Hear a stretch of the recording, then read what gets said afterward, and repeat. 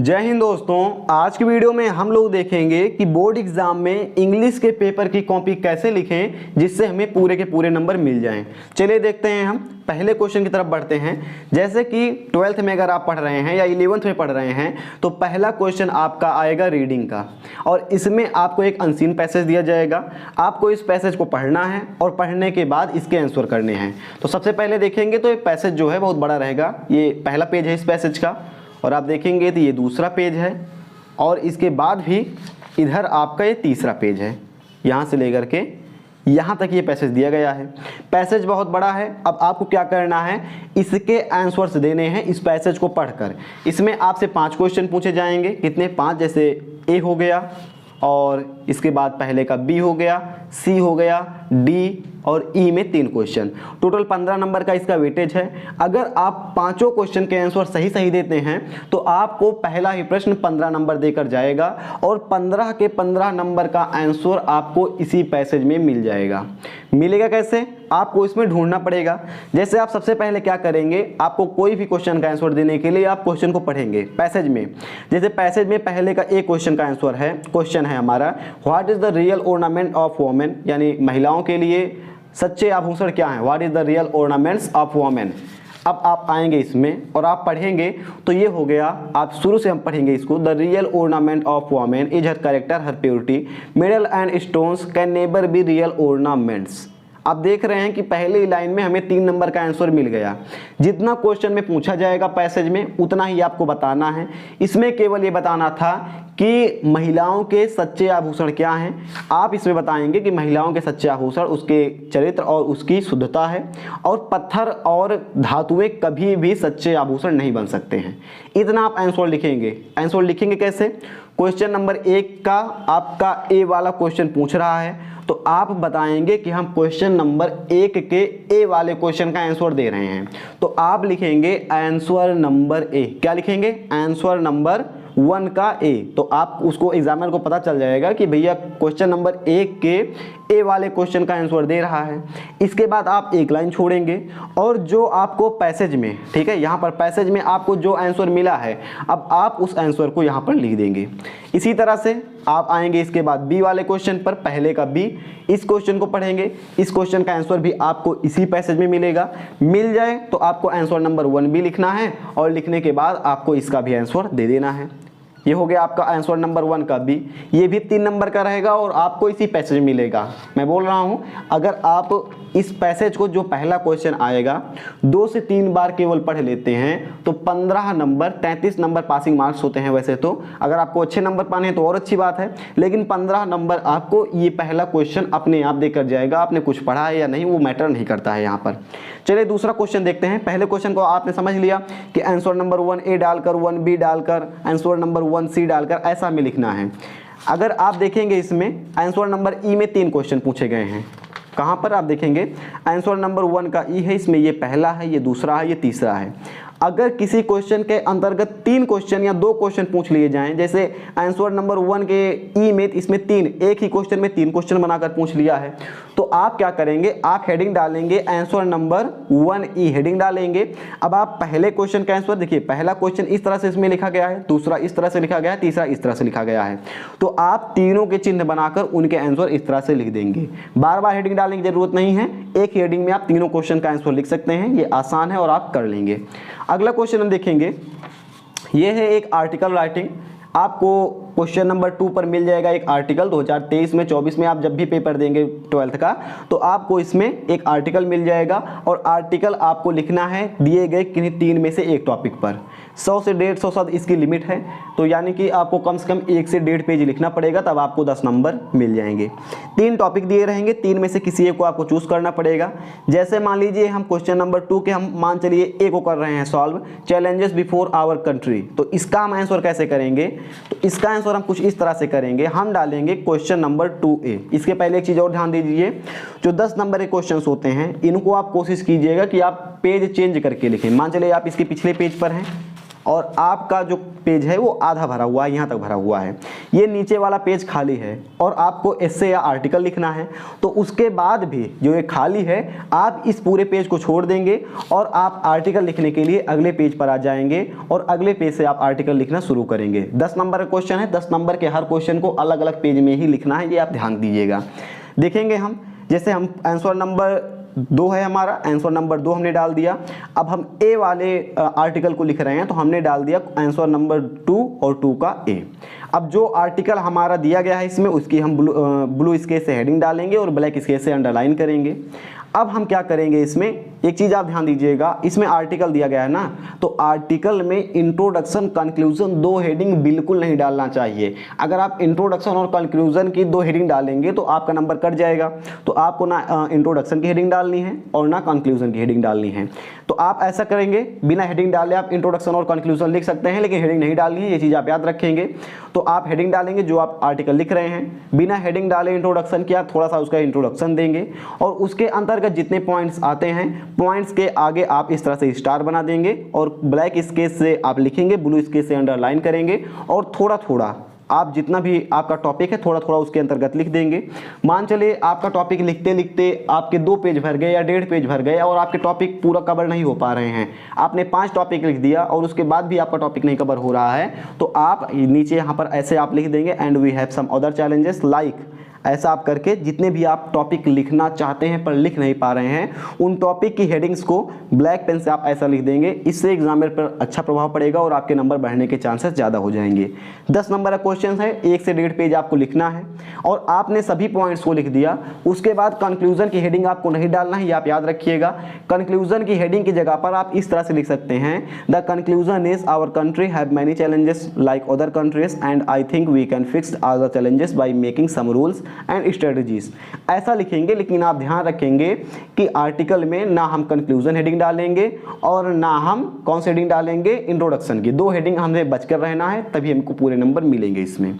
अगला क्वेश्चन देखेंगे, जैसे तीसरा क्वेश्चन है, तीसरे में आपको लेटर राइटिंग मिल जाएगा, लेटर या जिसे आप एप्लीकेशन बोलते हैं वो आपको मिल जाएगा। तो आप पहले देखेंगे कि इसमें कहीं पर प्रिंसिपल को तो लिखने के लिए नहीं दिया गया है। अगर प्रिंसिपल को लिखने के लिए दिया गया है तो आप प्रेफर करेंगे कि आप प्रिंसिपल को लिखें, क्योंकि प्रिंसिपल को आप क्लास 6 से लिखते आ रहे हैं, टू द प्रिंसिपल मुझे बुखार है, मुझे छुट्टी चाहिए, ऐसा आप लिखते आ रहे हैं। तो क्या कहते हैं, अगर प्रिंसिपल को लिखने के लिए आ रहा है तो इसको आप प्रेफर ज़्यादा करेंगे। तो जैसे इसमें प्रिंसिपल का था, ये एक सीएमओ का था, तो हमने प्रिंसिपल के लिए लिखा है। तो जैसे ये है क्वेश्चन नंबर 3 का आंसर हम दे रहे हैं ये वाला, तो हम लिखेंगे आंसर नंबर 3, यहाँ पर आंसर नंबर 3 डाला। उसके बाद हमने डाला क्या, और क्या डाला, और का मतलब हम ये वाला लिख रहे हैं, दूसरा वाला। अगर और हम नहीं डालते, केवल आंसर नंबर 3 डाल देते तो एग्जामिनर को लगता कि हम ये वाला क्वेश्चन का आंसर लिख रहे हैं, लेकिन हमने और डाल दिया तो उसको पता चल गया कि ये ऊपर वाला का आंसर नहीं है, ये नीचे वाले का आंसर ये बच्चा लिख रहा है, तो आप और डाल देंगे। अब जो भी इसमें पूछा गया है आप इस क्वेश्चन को पढ़ेंगे तो आपको पता लगेगा पूछा गया क्या गया है। जैसे इस क्वेश्चन में पूछा गया है कि रिलीजन एंड पॉलिटिक्स के ऊपर एक जिला स्तर की डिबेट कराई जाए, ये इसमें लिखा गया है।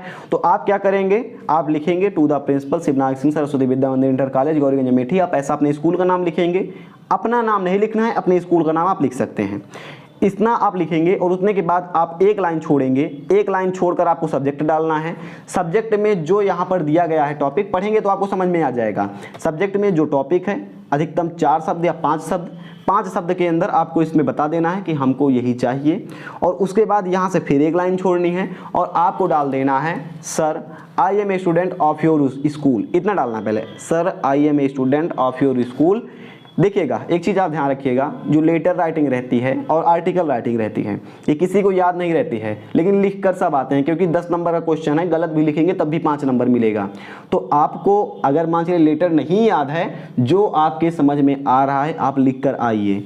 अगर आर्टिकल है तो आप 1.5 पेज लिख कर आइए, लेटर है तो कम से कम 1 पेज लिख कर जरूर आइए। ऐसा लिखेंगे तो नंबर मिलेगा, कटेगा नहीं, लेकिन नहीं लिखेंगे तो कट जाएगा। तो आपको क्वेश्चन ना भी आ रहा हो तब भी आपको लिखना पड़ेगा, तभी आपको नंबर मिलेंगे। तो हमने क्या किया, sir I am a student of your school ऐसा डाल दिया। अब मुझको भी नहीं याद था तो हमने क्या किया, यहाँ पर हमने लंबा चौड़ा सा इसका एप्लीकेशन लिख दिया और इसको ले जाकर नीचे लिख दिया थैंक यू योर ऑब्लिडियंट XYZ। नाम नहीं डालना है, ये आप ध्यान रखिएगा, XYZ आप लिख देंगे, आपका काम चल जाएगा। जैसे आप एप्लीकेशन लिखते हैं उसी फॉर्मेट में लिखना है, बीच में चेंजेस करने हैं, जो टॉपिक है उसको आपको चेंज करना है, ठीक है। अगले हम देखेंगे क्वेश्चन, अगला हमारा तीसरा हो गया ना, तीसरे तक आर्टिकल था और क्या कहते हैं वो था हमारा एप्लीकेशन था, ये दोनों हो गए। अब चौथे पर आपसे पूछेगा ये कि इन सभी के आप आंसर दीजिए, बहुविकल्पीय प्रश्न है, मल्टीपल चॉइस क्वेश्चंस। तो इसमें क्या करना है, कुछ नहीं करना है। जैसे आप देखेंगे कि इसमें एक लाइन का आंसर है, किसी एक का आपको आंसर लिखना है, और चौथे में कम से कम 5 क्वेश्चन पूछे गए हैं। चौथे में एक आपको सही उत्तर बताना है, बी का सही उत्तर बताना है, उसके बाद देखेंगे सी डी ई तक, यानी 5 क्वेश्चन पूछे गए हैं, पांचों में आपको केवल टिक करना है सही उत्तर पर। तो अगर आप ऐसा लिखेंगे आंसर नंबर 4A, फिर answer number 4B, answer 4C, answer 4D, तो बहुत लंबा हो जाएगा। तो आपको क्या करना है, एक बार हेडिंग डाल देना है आंसर 4, जैसे इस तरह से आंसर 4 आप हेडिंग डालेंगे। उसके बाद आप एक लाइन छोड़ेंगे, फिर ए लिखेंगे, फिर एक लाइन छोड़ेंगे बी लिखेंगे, फिर एक लाइन छोड़ेंगे सी लिखेंगे, फिर एक लाइन छोड़ेंगे डी लिखेंगे, फिर एक लाइन छोड़ेंगे ई लिखेंगे। सभी में एक लाइन से 2 लाइन तक आप गैप कर सकते हैं, 2 भी करेंगे कोई दिक्कत नहीं है। 1 से 2 लाइन का आप गैप करेंगे।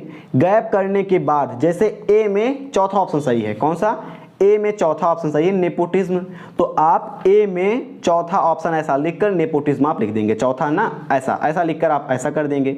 फिर बी में तीसरा वाला सही है, तो बी में आप करेंगे क्या, बी में आप ऐसे लिखकर डिक्रीजिंग लिख देंगे। हमने लिखा है बी, आंसर नंबर 4 ऊपर डाला हुआ है हमारा, तो हमने लिख दिया बी, और बी के सामने तीसरा डिक्रीजिंग हो गया। अगर आप ऐसा देखेंगे तो यहाँ पर जैसे सी का दूसरा ऑप्शन सही है, तो आप सी के सामने लिखेंगे क्या, दूसरा है ना हमारा, तो सी के सामने हम अपना दूसरा ऑप्शन लिख देंगे। ऐसे ही डी के सामने चौथा ऑप्शन सही है, तो हम डी के सामने चौथा लिख दिया, और ई के सामने पहला सही है, तो ई के सामने हमने पहला लिख दिया। ऐसे आपको चौथे नंबर का आंसर देना है, सभी के 2-2 नंबर के आंसर है, 10 नंबर आपको इसमें मिल जाएगा, ठीक है। आगे देखते हैं, हाँ 10 ही नंबर का है ये।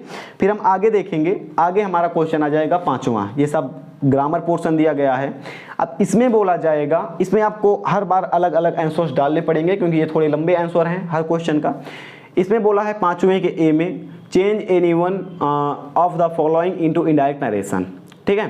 तो अब इसमें देखेंगे आप 2 आपको क्वेश्चन दिए जाएंगे, और किसी एक को आपको डायरेक्ट से इनडायरेक्ट में बदलना रहेगा। तो मान चलिए कि आपको पहले वाले का आंसर पता है, 5 के ए का, दोनों में एक ही करना है, तो 5 के ए का पहले का आंसर आपको आता है कि इसका इनडायरेक्ट क्या होगा। तो इसको आप किस तरह से लिखेंगे, आप कॉपी में हेडिंग डालेंगे आंसर नंबर 5 ऊपर, ऐसे आंसर नंबर 5, या आप 5A भी डाल सकते हैं, ठीक है। दोनों सही तरीका है लिखने का, आप कैसा भी लिख सकते हैं। फिलहाल इसको हम छोड़ते हैं, थोड़ा गंदा लग रहा है देखने में। हम आते हैं अपने दूसरे तरीके पर, जैसे हमने 5D का आंसर किया हुआ है, सब उसी तरह से है, कोई दिक्कत नहीं है। जैसे इसमें बोला है, जैसे भी इसमें था ना 5 का, इसमें ए था, ए में आपको 2 ऑप्शन मिल रहे थे, ए में 2 ऑप्शन मिल रहे थे। इसी तरह से सेम टू सेम डी में भी आपको 2 ऑप्शन मिल रहे हैं, 2, ये पहला दूसरा ऑप्शन मिल रहा है, तो हम डी देखते हैं, इस तरह से आप कीजिएगा। तो आंसर नंबर आप 5 डालेंगे ऊपर, ये आपको पता है, आंसर नंबर 5 डालेंगे ना, ये पता है। अब उसके नीचे आप आंसर नंबर 5D कर रहे हैं, तो इसी के आगे आप लिख देंगे डी, क्या लिख देंगे, ऐसे डी लिख देंगे इसी के आगे। कैसे लिखेंगे ये आप यहाँ पर देखिए, इसके से ऐसे लिख देंगे आंसर 5D, ऐसा आप लिख देंगे, क्योंकि आप आंसर कर रहे हैं 5 के डी का, कौन सा, 5 के डी का। अब मान चलिए इसमें बोला गया है कि आपको किसी एक का ही आंसर देना है, तो आपको मान चलिए कौन सा आ रहा है, ये दूसरा वाला आपको आ रहा है, तो आपने डाला आंसर नंबर 5D। अब आप यहाँ पर दूसरा लिखेंगे और इसका आंसर लिख देंगे। हमने डाला आंसर नंबर 5D, फिर हमने क्या किया, यहाँ पर दूसरा ऑप्शन लगाया कि हम दूसरे का आंसर लिख रहे हैं, और हमने अपना आंसर लिख दिया, ठीक है। इसी तरह से 5 का ई अगर आप देखेंगे, तो ई में दोनों ऑप्शन आपको करने हैं, दोनों में से किसी एक को करना है, दोनों नहीं करने हैं। तो 5 का ई हम कर रहे हैं, तो हमने डाला आंसर 5E। उसके बाद हम जो कर रहे हैं, देखिएगा पहला ऑप्शन पेन है, तो हमने पहला ऑप्शन लिख दिया यहाँ पर कि हम पहला ऑप्शन हल कर रहे हैं, और दोनों ऑप्शन को हमने हल कर डाला। इसी तरह से आपको सभी के आंसर देने हैं, इसमें आपको अलग अलग 5A, 5B, 5C, 5D, 5E ऐसा आपको करना है। अगला 6ठा क्वेश्चन आपका आ जाएगा ट्रांसलेशन के लिए। आप इस सीक्वेंस को दिमाग में अपने बैठा लीजिएगा, क्योंकि आने वाले सालों में आपसे इसी तरह से क्वेश्चन पूछे जाएंगे। जैसे 6वां क्वेश्चन आपको ट्रांसलेशन दिया गया है, तो 6वां आप कभी भी पेपर देंगे ट्रांसलेशन ही 6ठे आपको क्वेश्चन पर मिलेगा। तो इसमें देखेंगे आप, ये 6ठा क्वेश्चन है ट्रांसलेशन का। भारत एक महान देश है, इसका अतीत बहुत ही शानदार रहा है। विदेशी आक्रमणकारियों ने इस देश को लूटने का प्रयास किया, इसकी संस्कृति तथा इसके ज्ञान विज्ञान को मिटाने का प्रयास किया, परंतु देश प्रेमियों के बलिदान और बहादुरी के कारण वे सफल नहीं हुए।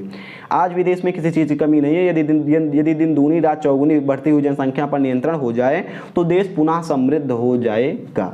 ज्ञान की बातें हैं, इसीलिए हमने इसको पढ़ दिया। अब आप देखेंगे कि इसका हम ट्रांसलेट करें तो कैसे करें, क्योंकि इसमें देखिए इसको तो हमें पता है कि भारत एक महान देश है, India is a great country, ये पता है, लेकिन इसका अतीत बहुत ही शानदार है। हमको शानदार की इंग्लिश ही नहीं पता है तो हम ट्रांसलेट कैसे करेंगे, हमारा नंबर कट जाएगा, नंबर नहीं कटेगा। जैसे कि इसमें बोल दिया कि इसका अतीत बहुत ही शानदार है, तो आप ऐसा इसमें लिख सकते हैं कि इसका पास्ट, इसका अतीत बहुत ही अच्छा है। शानदार मतलब अच्छा है, आप ऐसा देखिएगा। हम आगे बढ़ेंगे, इसका आंसर भी देखेंगे। इसका आंसर होगा कि it has had an illustrious past. ये है शानदार का, इल्यूस्ट्रिशियस बोलते हैं। It has had an illustrious past. तो आपको नहीं पता है शानदार की इंग्लिश तो कोई दिक्कत नहीं है, आप डाल देंगे it's past is very beautiful या it's past is very good, ऐसा आप डाल देंगे। जो आप इंग्लिश लिख रहे हैं पढ़ने से पता चलना चाहिए कि आप यही लिख रहे हैं कि अलग लिख रहे हैं, बस, कोई दिक्कत नहीं है।